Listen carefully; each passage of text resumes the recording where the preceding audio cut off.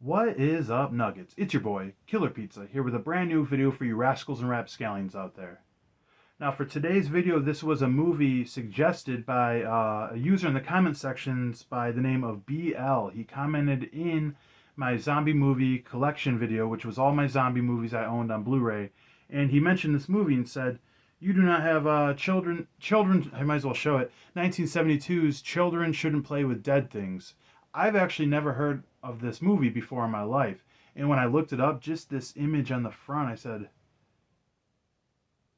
that is some spooky shit right there. 1972. He said it was a cult classic. I looked it up a little bit. I found a Blu-ray, obviously, bought it, watched it, and here we are. And I'm going to talk about this film with you guys. Just a real quick little video. I don't want to get too deep into this. First of all, BL, thank you for suggesting this movie. You were right. I see why this is a cult movie. This was some weird ass shit. So for anybody who hasn't seen this movie, first and foremost, it came out in 1972. That's 4 years after the original Night of the Living Dead. So it's pretty impressive what they could do with this movie for when it came out and the budget they had, and just for the tone that they used, because this is a pretty far out there movie. This is pretty wild. Pretty much it follows a bunch of kids that are in college, like in acting or whatever, and you have the lead guy who's kind of like in charge of this play or film that they're going to do. And it doesn't explain that much.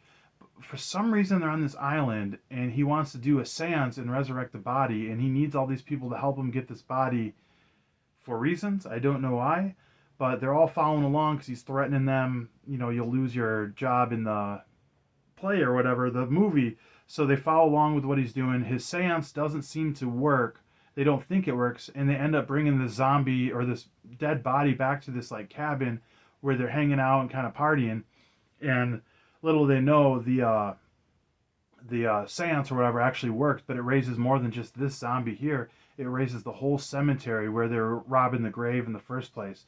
So it's pretty crazy. And a lot of times with these older movies shot in 1972, like, I mean, not that year in particular, but I mean older movies, and for this being shot in 1972, like, it makes the movie look almost creepier with like the older footage, like that. Look at that shit. That's not perfect, but that looks so damn creepy. And I will say, talking about the quality of this, when I was researching this before I bought it, I looked, searched it in YouTube, and I found the old trailer from the VHS days.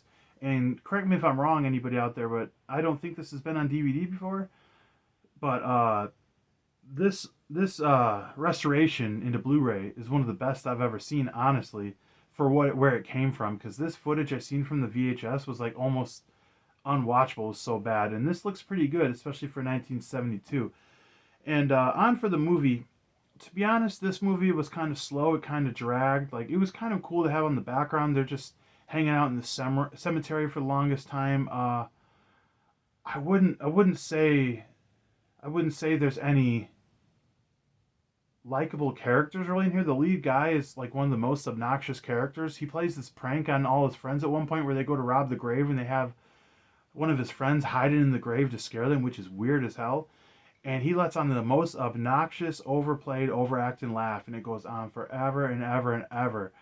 Uh, yeah, I'd say there's actually only two likable characters in this entire cast. Just this younger guy and his girlfriend. They're the only two that seem to have any logic with them and everything. But other than that, they're pretty forgettable. But for the budget they used, you got to kind of cut corners. So there's a lot of dialogue in this. But I would say if you are a horror fan, this movie is worth it just for the final act when the zombies come from the grave, because everybody that does zombie movies, you'll do it different. You see how they raise from the grave, and this was, though it's not reinventing the wheel, though it's one of the older zombie movies, them coming out of the ground just has their own kind of distinct look that I haven't really seen in other zombie movies. It's pretty spooky shit. Uh, they end up invading this cabin, and they got to fight them off Night of the Living Dead style, and that was pretty entertaining. There is one girl in here that's like really creepy. She's like laying in the grave earlier, and I'd say she overacts in a way too, and she's just got this look on her face the whole time, like bugging her eyes out on purpose, like, and it just creeps me out, and it's just obnoxious to me. So, I mean, I'm really reaching, to be honest. To me, I see why this is a cult movie, and I'm very happy to own this and have it in my library, because a big reason I collect a lot of these films is you can't find this shit streaming. So it's like you gotta, appreciate the history of physical media and horror films that come out. That's how I feel as a fan. But yeah, this was what did I say? Bob Cook? Yeah, Bob Cook, right? Yeah, Bob Clark. I see. I looked it up because I knew I'd mix those up for some stupid reason to say it wrong. But Bob Clark, that's who directed Black Christmas and what else did he do? A Christmas Story. So guy likes Christmas. And funny, I put this Tarman Christmas shirt on. It's just a clean shirt I grabbed. I know it's not Christmas, but I guess it's appropriate for Bob Clark. But this is actually only his third movie he put out. So for that, I thought it was pretty good. I see why this is a cult movie, and it definitely deserves its place in time. There's things that could be improved on. I hate to be a stickler, but a lot of these zombies are moving really slow, and you see other ones running fast. It's like Return of the Living Dead's my favorite where zombies move, but I like zombies moving slower. But I feel like if you're gonna do one or the other, have all the zombies be on the same page, But other than that, it was very awesome when all the zombies came back to life. Very original. I never seen zombies look like this necessarily before. Like, that's pretty spooky for 1978. And I would say the final 5 minutes of this movie are what makes it worth it. This is one of the best payoffs in a movie. It's very creepy, very awesome. I love the way this movie ended. And honestly, I have complaints about this movie, but I knew what I was getting myself into. A lot of times when you have a cult movie, it's not arguably the highest budget, and this was very low budget, 1972. I love what they did with this. I would say the first and second act dragged a little long. The lead character was kind of annoying, along with another actress was kind of annoying, and then besides that, the cast was iffy. The story didn't have much sense to it, but it was fun where they were going. A fun little build. So I would say this movie was just average for me. It might grow on me in time. It definitely wasn't the last time I'm going to watch this film. Like I said, it's well worth it just for the final act with the zombies coming out of the grave and attacking them. And then the very last 5 minutes, the very last scene was very iconic, especially the way it was shot and how it was done. I loved it.